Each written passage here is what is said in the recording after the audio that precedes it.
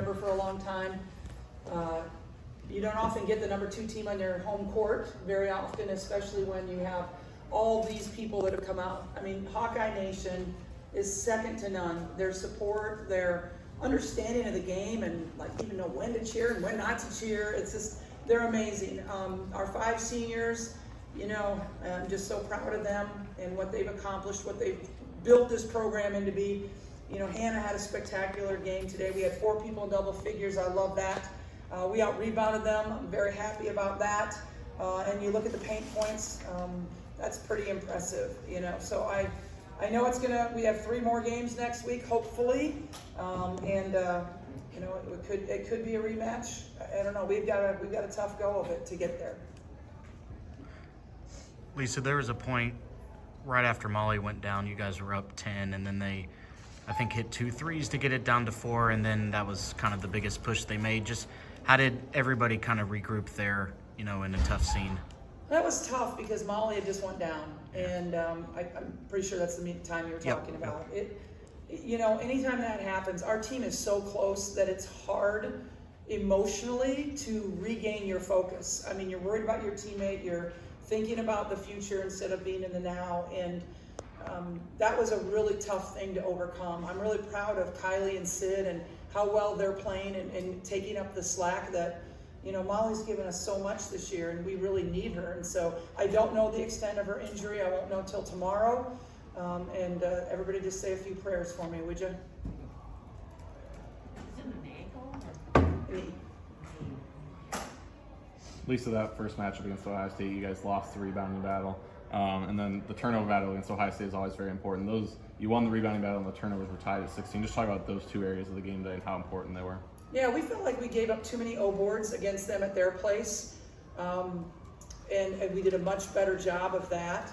And even like we had 16 turnovers today, but a lot of them were unforced, quite honestly, in the beginning of the game. I mean, it wasn't like their press caused us the turnovers. It was kind of us, you know, self-inflicted a little bit. And they're good quarter-court defense, but at the same time, I think that we did a good job of handling the press. what was Kylie doing defensively? She ended up with 4 steals and she just seemed to be a bat out of hell, sort of. You know, Kylie does such a great job of anticipating, keeping her hands high, and she was in the front of that zone that we were playing, and she did a really good job with that as far as just, you know, anticipating and getting a hand on it. We always say deflections lead to steals. All you have to do is get a deflection. Don't worry about getting a steal, get a deflection, because that's going to lead to something good. Hannah, can you just talk about your game today? I think you drew more fouls than anybody on either side. You tied for the high rebounding, 23 points down to 12.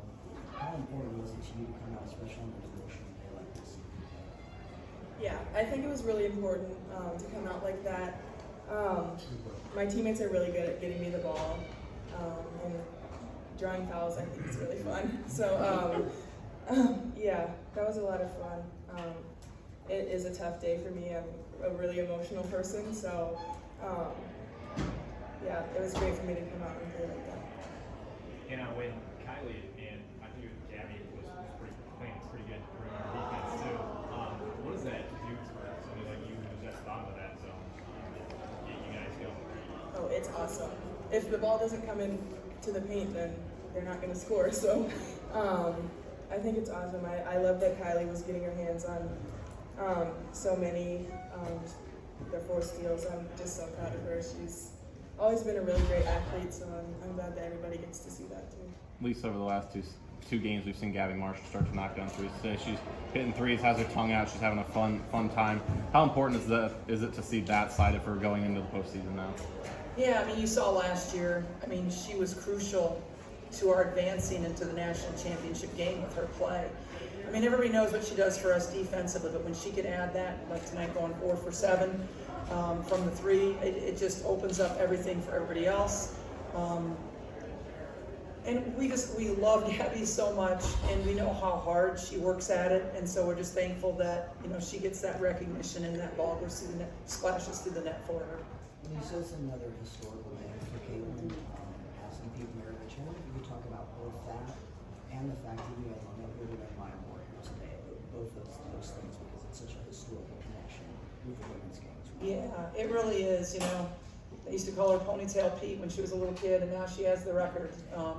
It's ironic, you know, and I'm just so happy for Caitlin, and I think she represents the university, our sport, in such a, she's such a good ambassador, and I'm very thankful for that. But for us to have Maya Moore here and Lynette Woodard, are you kidding? You know, Maya Moore was the person that shook Caitlin's hand when Caitlin was little.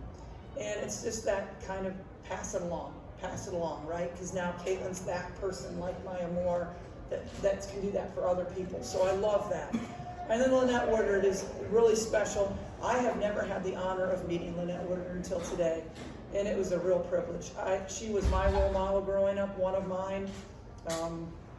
Unbelievable player, played first female Harlem Globetrotter, couple Olympics. I mean, she is special, and she is so graceful, and just her opportunity to have her come in the locker room and to introduce her to the Hawkeyes was really meaningful. It's not out of the possibility that you see Ohio State again within the week. So the fact that you guys evened up the score, what does that mean going into possibly another battle with them on a neutral site? This conference is so incredible.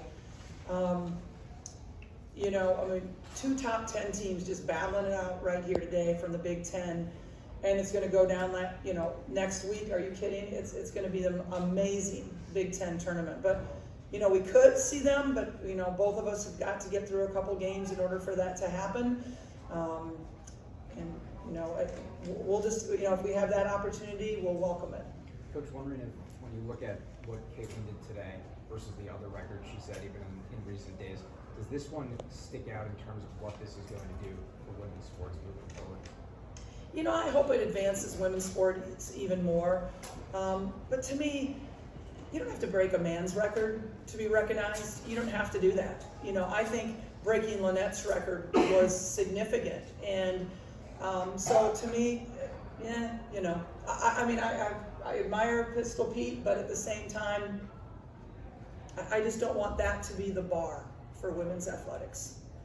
How were you able to kind of hold them off? They of course, just kept coming.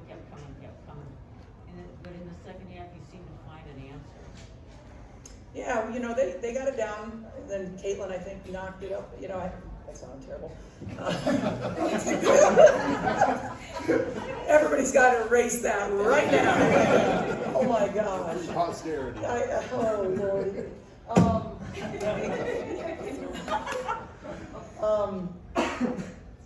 Caitlin hit a 3 and got us back on track, and so you know they're not going to let down. I mean, we had them up by 12 at their place, and they didn't back down, right? We knew it was going to happen. Can you guys just talk about that right there at the end of the first half? I mean, 3 tenths of a second left, you guys scored 6 points. They took away her Well, 2. Technically, it should be Yeah, 6 points. yeah. But at least 4 points count. How big of a factor was that emotionally that Hannah was able to get fouled, not those 2 threes, and then Caitlin got the record out the way there? Absolutely. Tremendous momentum going into halftime. We thought it counted going into halftime, and even if it didn't, we still did it, right? Like, we still executed and did it. And some of that mentally just helps your confidence. And so, you know, that was an unbelievable play, unbelievable pass by Kate Martin. And they executed it beautifully. So we'll put that one up our sleeve and use it again later. Yeah, 6 offensive rebounds, and you're doing that against players like Cody McMahon, Felicitova, and those 2 in particular were trying to be provocateurs. How to pronounce that word today? What's it like to go up against people competing like that and to put up numbers like these? Yeah, I think it's a lot of fun. I say that a lot, I'm sorry. Okay, I think it's great going up against people who are at the top of the league. Like, it's making me better, it's making them better, and I think that's what we all want out of basketball. So. Are you a player that? I'm guessing you don't need much motivation going against the number 2 team in the country, but the fact that you had that loss, I'm guessing it wasn't a game that you were happy with last January. So how much would that impact your mind? I think that's a big motivator for all of us. We've been thinking about it since it happened, and we just wanted to get it back. So. Coach, wondering if there's a teaching moment for all the kids out there who watched what Caitlin did just before halftime. Everyone was probably wondering if it would be a 3, some kind of crazy, 2 with an and 1, but she did it at the foul line. What's the coaching lesson to take away that she did it with a free throw? Oh, that's a good point. I hadn't thought about that, but you're right. Yeah, those free throws are important, and she's very, very good. I mean, she shoots our technical fouls for us, and that was the one that tied, right? Tied it? And put it over. Oh, and put it over. Okay. Well, yeah, go back to fundamentals, everybody, right? I'm kind of glad it wasn't a logo 3. I'm sure she would like it in a logo 3, but I'm glad it wasn't. Lisa, what do days like this mean to you as a head coach? You know, it's emotional because of the people that are, the 5 seniors, but it's more like we had game day here. We had great recruits here. We had all these people that came to watch our team, and they've been there for us all year long. I mean, they've been there since the crossover in Kinnick. And think about when we started that with 56,000 people nearly there in Kinnick to now, today where you can't even get a seat at one of our games. It is so meaningful because they are helping propel women's sport. To follow up on that, obviously 24 years ago, that probably wasn't something that was in your mind. What would you tell yourself 24 years ago about today? I don't know if I could imagine that. We actually, 24 years ago, Jenny and I came in here one time into Carver and said, we're gonna fill this place up someday. I don't know if any of us ever thought we'd really do it, but it happened. And so it's special to share it with them. I mean, Jan and Jenny and I have been together for so long, and I'm just so thankful for their loyalty and how hard they work. They're amazing, and I'm just very thankful to share this with them.